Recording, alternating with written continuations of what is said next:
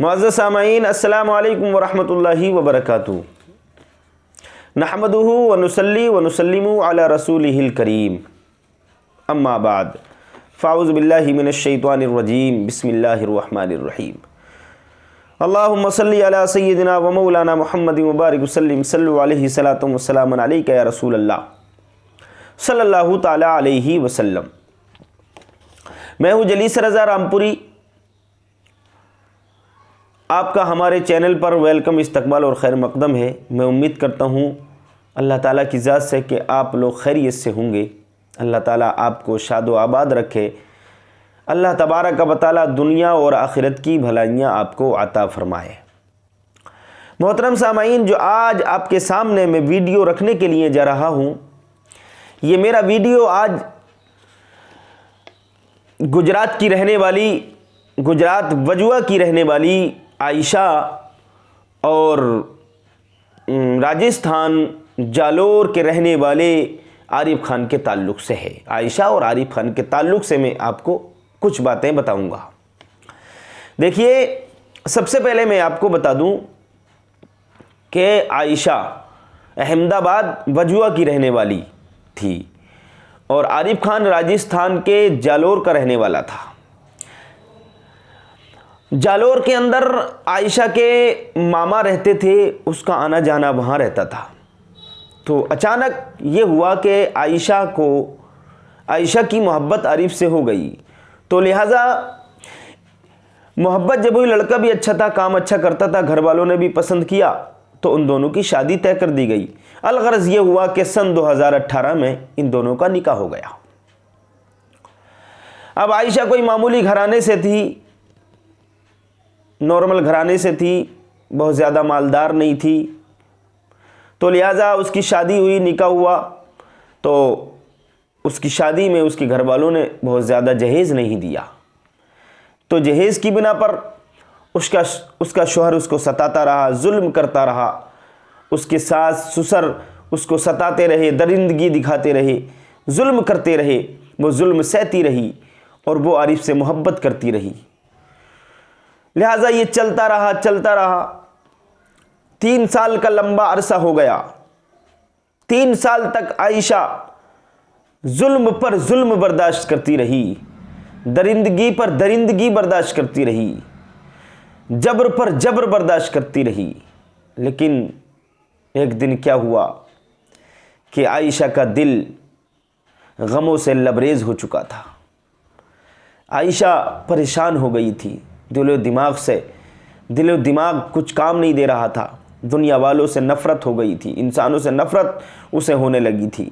और वो अपने शौहर से कहने लगी कि मैं आत्महत्या कर लूँगी, ख़ुदकुशी कर लूँगी, मैं मर जाऊँगी। तो उसका शौहर कहने लगा कि तुझे मरना है तो मर जा, लेकिन मरने से पहले मुझे वो वीडियो बना कर भेज देना ताकि मुझको पुलिस न पकड़े, मैं बच जाऊँ।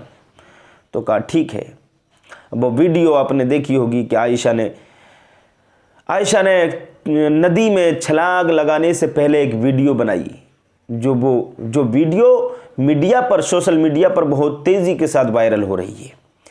आयशा ने वीडियो बनाई और वीडियो में क्या कहा उसने, साबरमती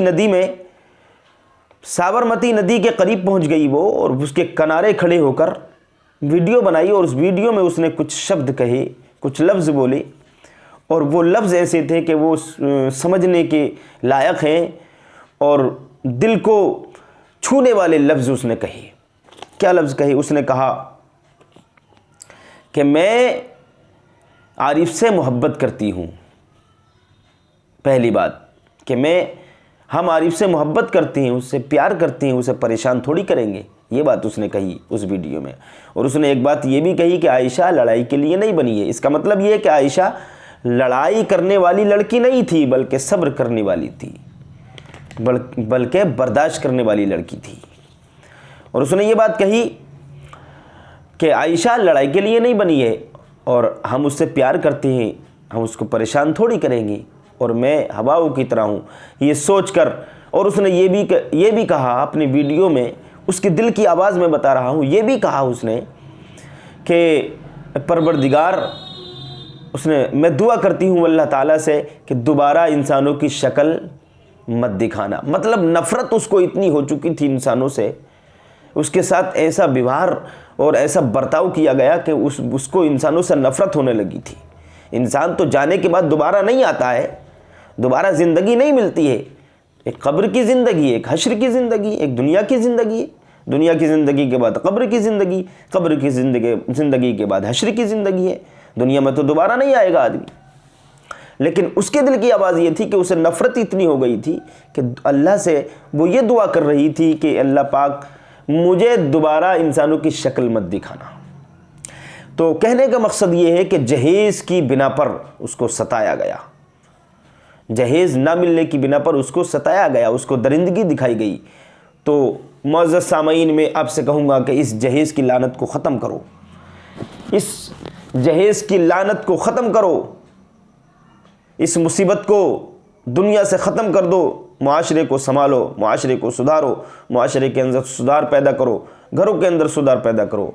गरीब की बच्चियों को, जो गरीब की बच्चियां हैं, जो गरीब बच्चियां हैं, उनको सीने से लगाओ और उनसे सोचो कि ये अपना घर छोड़ के आई है हमारी खातिर, तो हमें इसके ऊपर जुल्म नहीं करना चाहिए, बल्कि इसको सीने से लगाना चाहिए। लेकिन मैं इतना ज़रूर कहूँगा कि आयशा ज़िंदगी की जंग हार गई, उसको सुसाइड नहीं करना चाहिए था, उसको आत्महत्या नहीं करना चाहिए थी, उसको ख़ुदकुशी नहीं करना चाहिए थी, उसको नदी में नहीं कूद कर जान नहीं देना चाहिए थी। वो ज़िंदगी से मायूस हो गई। मौत और ज़िंदगी का फ़ैसला करने वाला अल्लाह है। इंसान की ज़िंदगी में गम भी आते हैं, खुशी भी आती है, खुशी भी आती है और गम भी आते हैं। ये ज़िंदगी इसी का नाम है, खुशी और गम का नाम ज़िंदगी है। उसको सब्र करना चाहिए था और ज़िंदगी से मायूस नहीं होना चाहिए था। वो तो कोशिश, उसमें इस्लाम ने, शरीयत ने बहुत सारी सूरतें बताई हैं कि अगर मियाँ बीवियों में नहीं बन रही है, अगर लड़ाई रहती है, शोहर बीवी से परेशान है, उनमें नहीं बन रही है, बीवी शोहर से परेशान है, तो बीवी क्या करे? खुला करा सकती है, तलाक ले सकती है, फैसला करा सकती है, उसका समझौता हो सकता है, उसकी पंचायत हो सकती है, उसका कोई ना कोई हल निकलेगा। लेकिन ये नहीं करना चाहिए था कि मौत को एकदम मौत का फैसला कर लिया। ज़िंदगी देने वाला अल्लाह है, मौत देने वाला भी अल्लाह है। ज़िंदगी और मौत अल्लाह देता है, ज़िंदगी अल्लाह देता है, मौत भी अल्लाह देता है। तो इसमें सूरतें, इसलिए कि हमारा दीन ऐसा दीन है कि दुनिया में इससे अच्छा दीन है ही नहीं। इन्ना दीन इंदल्लाहिल इस्लाम, अल्लाह के नज़दीक अगर कोई दीन है तो वो दीन इस्लाम है। तो इस्लाम में बड़ी सूरतें हैं। अगर परेशान थी आयशा तो उसको खुला कराना चाहिए था, तलाक ले लेना चाहिए थी, लेकिन वो इतनी मजबूर हो चुकी थी, इतनी परेशान हो गई थी कि वो जान देने पर मजबूर हो गई और उसने नदी में कूदकर, नदी में छलांग लगाकर जान दे दी। और तो मेरे अजीज़ों, में आपसे यही कहूँगा कि इस पर, जहेज़ पर बैन लगना चाहिए और जहेज़ की लानत को ख़त्म करना चाहिए। इस पर तंजीम बनना चाहिए। हमारे उलमा इकराम इस पर तंजीम बनाएं, कोई तंजीम जारी करें, मुआशरे को संभालें, मुआशरे पर मेहनत करें। हमारे ख़तीब हज़रात, मुक़र्रिर हज़रात, मुक़र्रिरीन हज़रात तारीख़ें तो बहुत लेने में माहिर होते हैं कि फला प्रोग्राम है और वहाँ प्रोग्राम है और दिल्ली और महारारा वहाँ प्रोग्राम है और इंग्लैंड और अमेरिका और अफ्रीका जाने कहाँ कहाँ पहुँच जाते हैं। लेकिन मुआशरे पर गौर करने की ज़रूरत है। लेकिन अब अगर वो खुला करा लेती, तलाक ले लेती, तो उसके लिए भी परेशानी है हमारे मुआशरे के अंदर। हमारे मुआशरे के अंदर परेशानी क्या है? अगर कोई तलाकशुदा लड़की हो तो उससे कोई निकाह नहीं करना चाहता, उसको ऐब समझते हैं। तलाक को, मुतल्लका लड़की को पता नहीं कितनी मुसीबत समझते हैं, कितना ऐब समझते हैं। जबकि नबी करीम सल्लल्लाहु ताला अलैहि वसल्लम ने हज़रत खदीजतुल कुबरा से जिस वक्त निकाह फरमाया था तो वो दो शोहरों की बेवा थी, 2 बार 2 शोहरों की बेवा थी। तो मेरे नबी ने हज़रत खदीजतुल कुबरा से उनसे निकाह फरमाया जो 2 शोहरों की बेवा थी। अगर मुतल्लका होना ऐब होता तो नबी करीम सल्लल्लाहु ताला अलैहि वसल्लम हज़रत खदीजतुल कुबरा से कैसे निकाह कर लेते? तो मतलब ये हुआ कि वो ऐब नहीं है बल्कि सबाब है। तो बेवाओं को गले से लगाओ, बेवाओं को सीने से लगाओ, उनका सहारा बनो।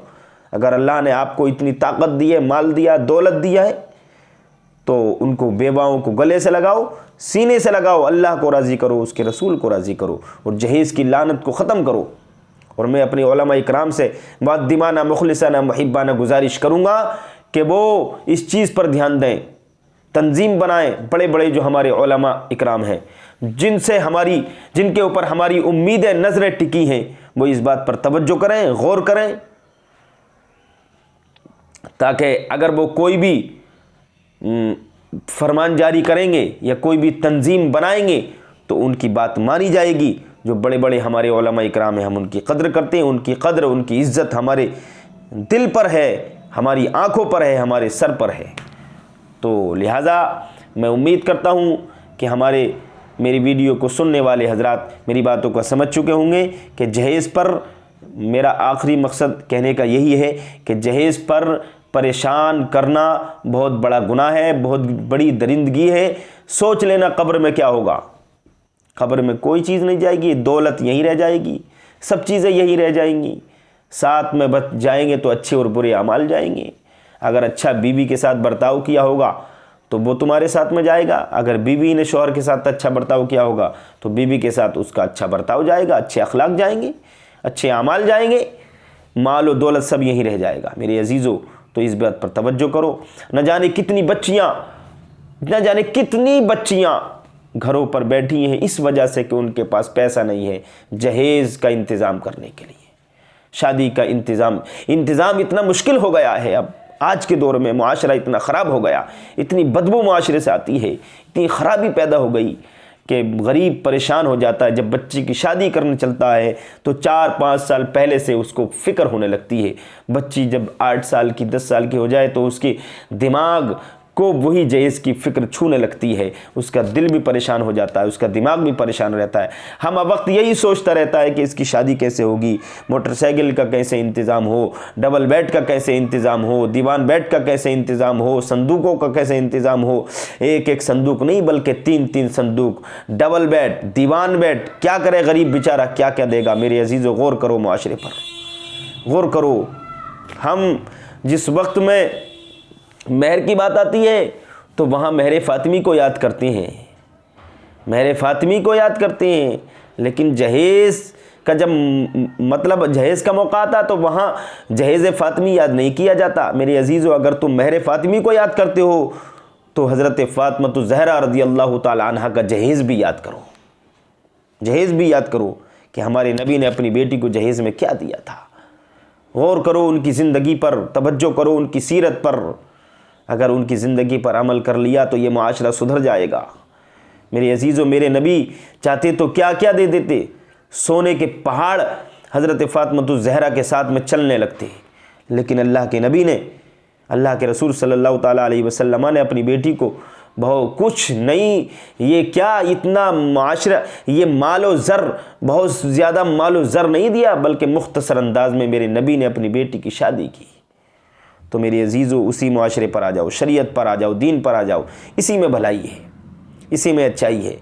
कोई मालदार है तो मालदारों को मत देखो, जिसके पास जितना हिसाब है उतना जहेज़ देना चाहिए। और ये जहेज़ की लानत ख़त्म होना चाहिए। ये हराम है, नाजायज़ है। इसमें इंसान के लिए परेशानी है, तकलीफ़ है, इंसान का दिल और दिमाग परेशान हो जाता है। अभी लॉकडाउन पीछे लगा, आपने देखा होगा, तो बहुत सारे निकाह हुए, शादियाँ हुई। क्यों हुई? इस वजह से कि सादा निकाह हो रहा था, जहेज़ नहीं जा रहा था। लेकिन कुछ ऐसे भी थे, लेने और देने वाले दोनों। ये ऐसा नहीं है कि एक तरफ से गलती हो, गलती लड़की वालों की तरफ से भी है। लड़की वाले देते हैं। कुछ लड़की वालों ने माहौल ख़राब किया है, दे देकर अंदरूनी खाने से दे दिया 3 लाख, 4 लाख, 5 लाख। ये मुआशरे की ख़राबी है, इसको बंद करो। ये अच्छी बात नहीं है। गरीबों का ख्याल रखो, गरीबों के बारे में भी सोचा करो, बेवाओं और यतीमों के बारे में भी सोचा करो। अगर तुमने सोच लिया तो तुम्हारी दुनिया भी अच्छी हो जाएगी, कब्र भी अच्छी हो जाएगी। तो उम्मीद करता हूँ मेरे भाइयों मेरी बातों को समझ चुके होंगे। जो भी मेरी वीडियो को देख रहे हैं, सुन रहे हैं तो बात आपकी समझ में आ गई होगी। अगर मेरी बात आपको अच्छी लगी हो तो आगे ज़रूर शेयर करें। उम्मीद करता हूँ कि आप लोग ज़रूर अमल करेंगे। अस्सलामु अलैकुम वरहमतुल्लाहि।